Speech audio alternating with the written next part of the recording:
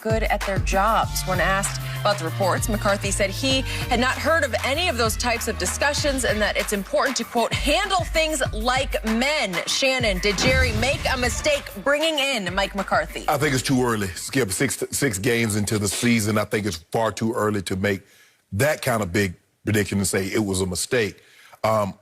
But I think the thing is, Skip, is that we're starting to see some of the frustrations that Aaron Rodgers started to having with Mike McCarthy towards the end.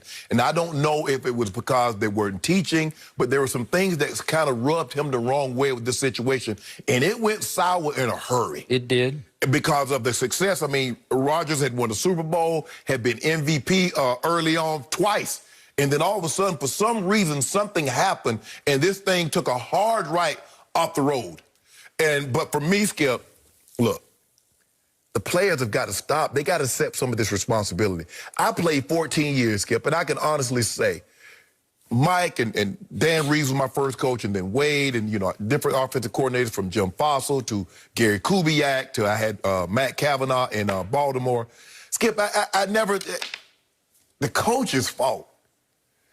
Okay, tell me what, now, Skip, and I understand, this is a new system, and we didn't have the normal mini camps, we didn't have the normal OTAs, and even training camp wasn't normal. Now, I'm a learner, Skip, that I needed to see it. I got to go through. I mean, just drawing it up and said, okay, see this right here? Just go do it. Skip, I wasn't like that. We would have what we call a walkthrough. And the walkthrough was about the plays that we had installed that we're going to run during practice, that we're going to run during the game. So I needed to see, I needed to feel, okay, this is where Ed is, this is where Rod is. Okay, TD's going to do this. Okay, am I going to help, am I help in pass protection? Am I getting help inside, outside?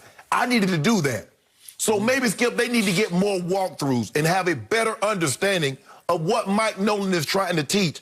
And when, Guy, if you got the A gap, get to the A gap. Skip, if you got contained, I don't give a damn what goes on in the A or the B gap, I got contained. I'm not letting you outside because, Skip, what happens is, even though you might make a play in a game where you abdicate your responsibility, but teams are watching film knows he ain't supposed to be doing that. And that's why you saw the Cardinals run so many keepers. That's why you saw them kept pitching the ball getting to the edge, because they saw in Cleveland, them guys got nosy. And you chasing plays down from the backside, but that's not your job. So guess what we see on film? We can take advantage of that. I think it's too early, Skip, but I think these players are going to have to accept some responsibility and say, guys, we're not doing our job. Because at the end of the day, Skip, you walk by a bunch of mirrors. Ask yourself that question. Am I doing my job? Am I giving that effort? Skip, I can't coach effort. I can coach alignment. I can coach assignment, which is your responsibility. Skip, I can't coach you to play hard. I can't.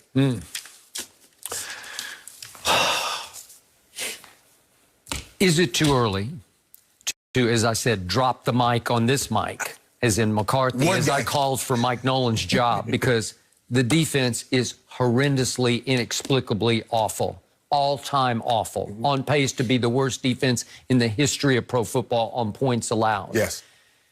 The offense isn't much better. And obviously, the offensive line, this is where you give Mike McCarthy some break, it is completely decimated. Now your left tackle's out. the backup left tackle. Yeah, exactly. Brandon Knight is out. Okay, so what will Washington do? They'll just bring the house. They're going to blitz Andy Dalton silly. He's going to long for his days in Cincinnati. That's what's going to happen. So it's hard to condemn the offense when the only starter left on offense was the weakest link in the line last year, Connor Williams. And they're not only backups, but we're down to the third-string center, who I think could be a pretty good player, Tyler Biadasz from Wisconsin.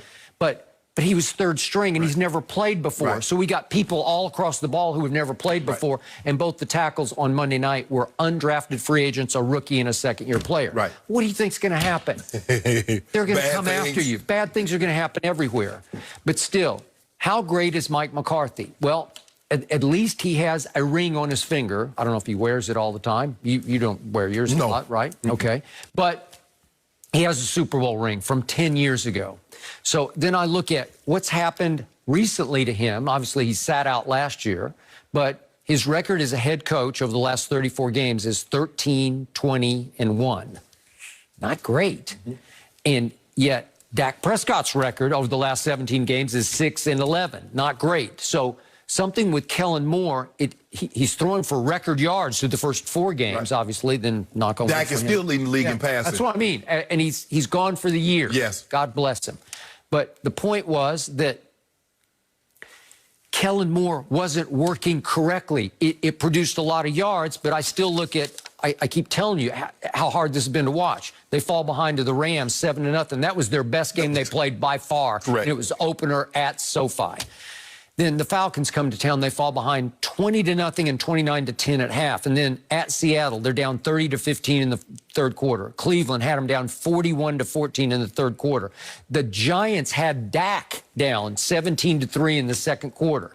Okay, what's wrong with that? Somehow you need somebody else to be calling the plays because the script is wrong. Right. Where you need to be able to control the football and play chess and possess the football early in the game to give your defense a chance just to hang in and hang on until maybe you can actually eke out a 3-0 lead and make them feel a little bit better about who they are. Right. So then I look at Mike McCarthy in Green Bay with Aaron Rodgers and obviously going back to Brett Favre. Okay, so he had the one magical run to the Super Bowl. Do you realize they were the road wild card team that year, right? Yeah. So they didn't have a great regular season. They just barely eked into the playoffs with Aaron Rodgers. Yes. So they go to Philly for the first round game, the wild card game. And do you realize it winds up 21-16 Packers? But do you remember the Michael Vick throw? Threw it in the end zone for the win. He threw for a win to Riley Cooper, unfortunately. I don't know how he was on the team, but whatever.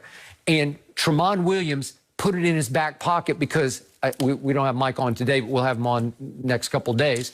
I'm going to ask him, was that your most regrettable decision? Because remember, there were 44 seconds left and you had 1st and 10 at the 27-yard line. Right.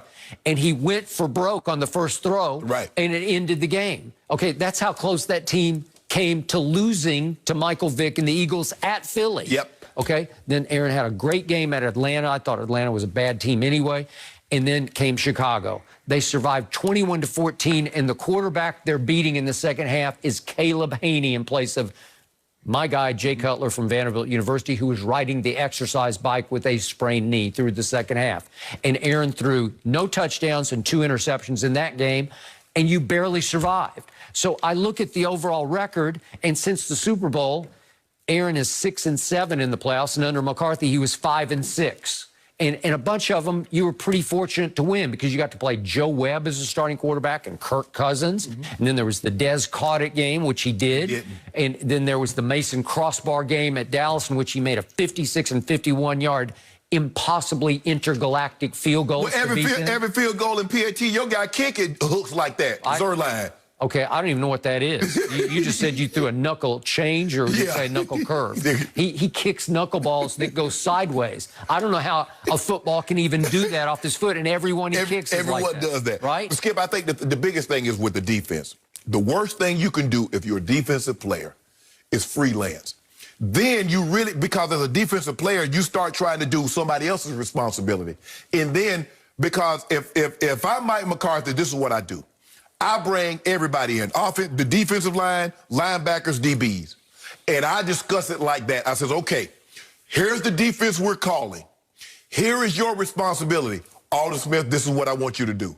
Everson Griffin, this is what I want you to do. My D tackles, I want you to line up here. You have this gap, you have that gap. Jalen, Wolf Hunter, this is your responsibility. In this coverage, when we go single high, you deep third, you got hook flat, you got deep third, you got deep third. This is what we, Skip, because for whatever reason, Skip, is something, there's either I'm not communicating it properly or you're not receiving it properly, but something is going on. So that's what, but you can't, because Skip, you start freelancing. Is that, okay, I got to make this play. And just when you think you're about to make a play in somebody else's gap, they take advantage of your aggressiveness, your freelancing, and now they're out the backside and people looking at you crazy like, man, but I was trying, I thought, no, you can't do that. Play sound. The one thing you can't do, Skip, on defense is freelance. You can't, I mean, you can get away with it. Sometimes on offense, Skip, you know, you make up a ride like, okay, do this and do that. But the quarterbacks look at you like, man, I ain't throwing with you. That bull, we ain't practiced that. I'm not throwing you the ball. But on defense, you freelance when you got a contain and you jump your butt in the C gap or the B gap. Skip, they toss it and they're out the gate. What ended Earl Thomas's time in Baltimore? Freelancing. And sometimes, Skip, look, okay, if you're going to freelance, how about I tell you, okay, Skip, this is what I'm going to do, okay? In this segment right here, this is where I'm going to go with this. You have an understanding. But if I just start going off the cuff, you looking like, what am I supposed to do with this? You go off the cuff every topic every day. I do sometimes. I have no idea where you're going to go. I just sit over here in awe. It's the loosest cannon on television. But you can't do that, Skip. You can't do that. If you go into blitz, if you say, look here, I'm going to blitz, so I'm just going to go blitz. Don't you think you want to tell the linebacker, don't you want to think you want to tell the DB, like, hey, I'm going on this one? Or you just going to go and he has no idea and everybody looking around like, what are you doing? Okay. So my final question about Mike McCarthy is, if you're going to hire him, how can you then dictate to him terms of the hire is that you can't do what you do best, which is call plays? You have to let Kellen Moore call plays. That's what they did? You think that's what? I assume. Why would he just give into it and say, yeah, I'm going to crawl to Dallas for America's team's job because I've been out of work for a year. I'll do it under your conditions, which is Kellen Moore calls the play. I thought because they were going to use a lot of the stuff that Dak was familiar with, used to hearing Kellen Moore in his ear. Okay, I get it. But Dak ain't there. Nope. Andy Dalton ain't used to hearing Kellen Moore in his ear. So Mike McCarthy, it's your time now. Yep. So what do you have left? What are your strengths? I said to strengthen the strength by taking CD. You have 3 potential 1,000-yard receivers. You got to figure out how to get them the ball early and often. Well, I think that because the strength is...